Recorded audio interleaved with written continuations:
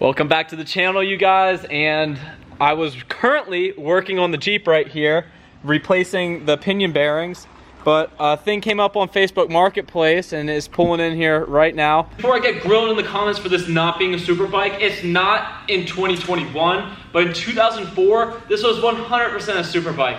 It only weighed 430 pounds, it made 140 horsepower, it had one of the best weight to power ratios for its time. So it had a top speed of 174 miles per hour in 2004. So like, this is a super bike, just not in 2021.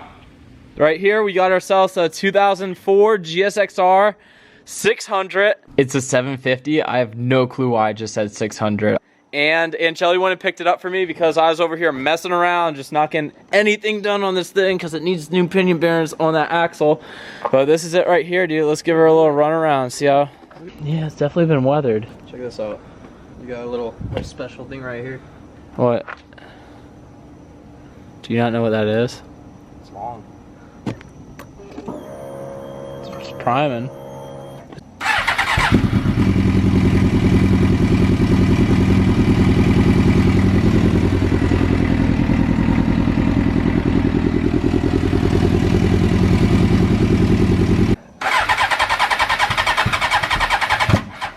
So the idea of this video is going to be making a 15-year-old motorcycle look modern, or at least, you know, as good as it can for a 15-year-old motorcycle. I know this isn't a 15-year motorcycle. It's actually was 2004, so it's a 17-year-old motorcycle, but we'll say 15 because that looks better in the thumbnail. So what I did was I ordered a new fairing kit for it in black because I think black is probably the best color you can go with on making something a little bit older look more modern. So I didn't order these from NT Fairings. I actually just ordered them off of eBay so I could get them really quick.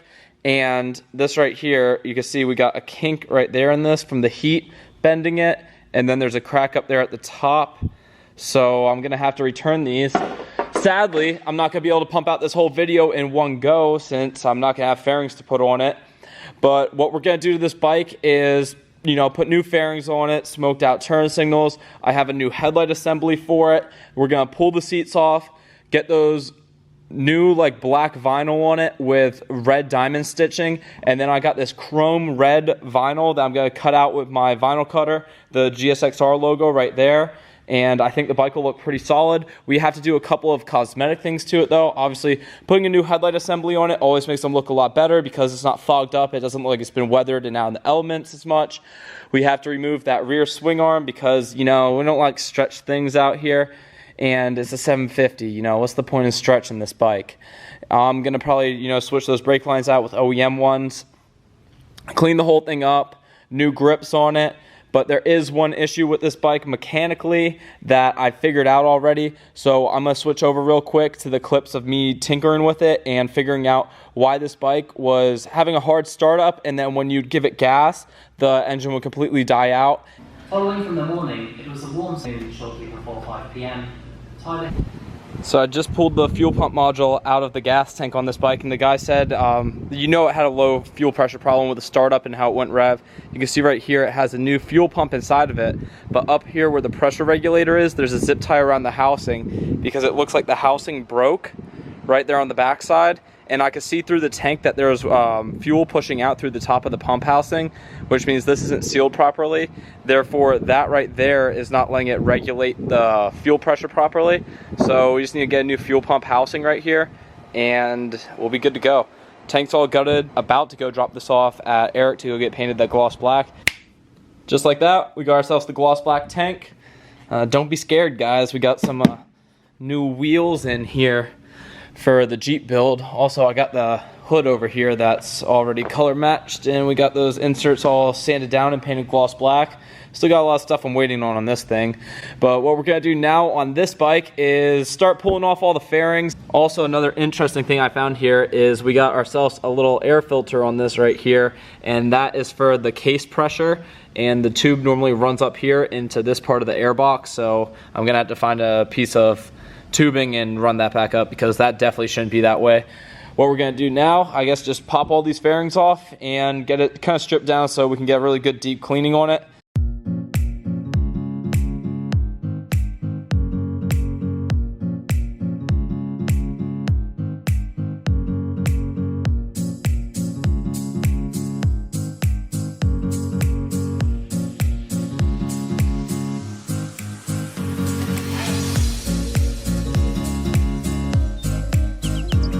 We got the belly fairing, tail, and then front fairing all off the bike. And you know this thing's minty when it still has the OEM hardware on a 17-year-old bike. So you know you gotta bag that stuff up and keep it.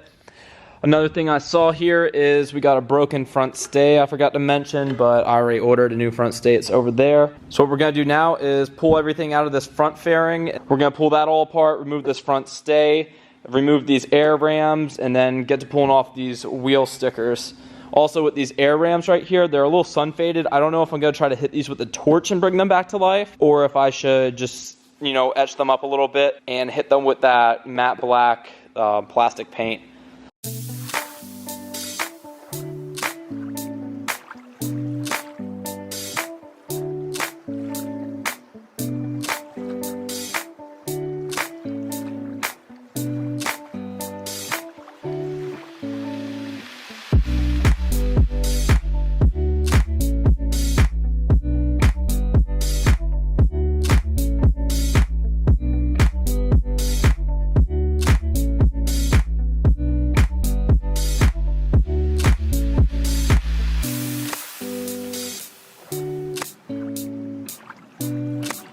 So I just swapped everything over to this headlight assembly, and what's pretty crazy about this is the headlight assembly actually holds the gauge cluster. It's not the front stay that holds the gauge cluster. Also, I put the new front stay on right here, and you know, we got that on right there, and it's gonna be time to pull this wheel tape off. I absolutely hate pulling off wheel tape because I know if this stuff doesn't come off in one piece, it's gonna take absolutely forever. And I'm gonna cut the grips off. Once we get that done, I'm gonna wheel it outside and, you know, clean the whole thing down. Hopefully I can get off this overspray right here of the Plasti Dip, and then I'm gonna have to figure out a thing to do with this frame because there's oxidation right here.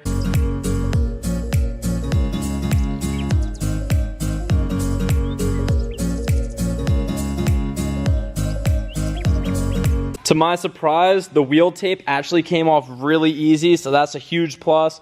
Cut the grips off, and I also noticed that two good signs right here is the coolant level is exactly where it needs to be, and then we also have a fresh oil filter on this thing. Let's wheel this thing outside and start cleaning her down.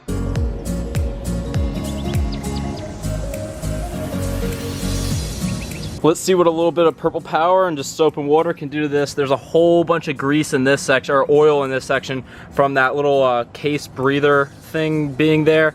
It just got oil absolutely everywhere. I just clogged it up until I find a pipe for right here. And then you can see all the brake dust and everything just on these wheels. It's gonna be a pretty night and day difference just cleaning this thing up. You don't mind helping?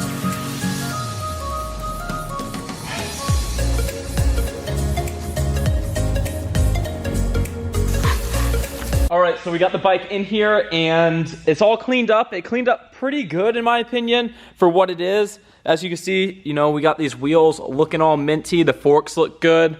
All that Plasti Dip ended up coming off of the frame. So we're gonna remove this extended swing arm, and that's just gonna be the first thing that we get into. It takes a full 3-foot breaker bar to break this loose. That thing was not coming off.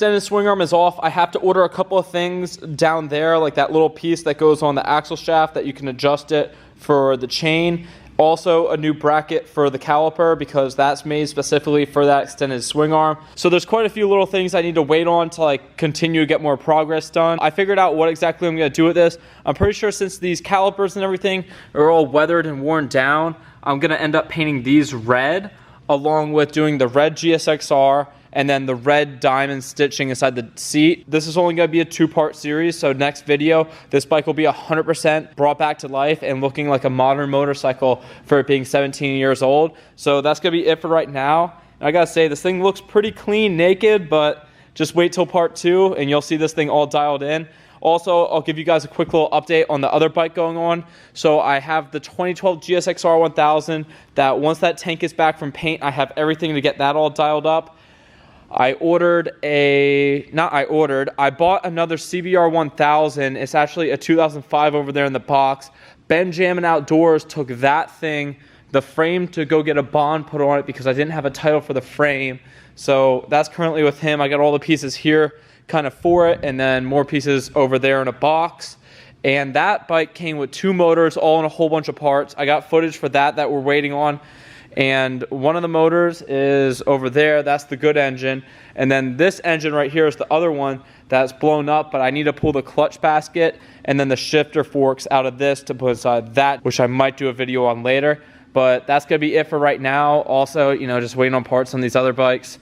So that's it for right now. I'll catch y'all later. Peace out.